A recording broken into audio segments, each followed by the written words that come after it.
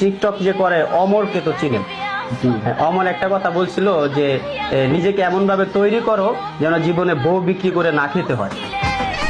নিজের এমন ভাবে প্রতিষ্ঠিত করো যাতে ভবিষ্যতে অনলাইনে তোমার বউ বাচ্চার ভিডিও বেচা না খাওয়া লাগবে। মানে হয় কিন্তু যারা স্বামী স্ত্রী নিয়ে ভিডিও করে ওদের উদ্দেশ্য করে কথাটা বলছে। আরে এত ইমানদার এত ইসলাম মসজিদে যাবে, ওরা তো মসজিদে যান একটাও। ওরা অমর আপনি কয়বার দেখছেন মসজিদে যাইতে? নামাজে দেখতেছি। আরেকটা জিনিস জানাই রাখি, এটা কিন্তু আমার প্রথম জুম্মা মানিকগঞ্জে।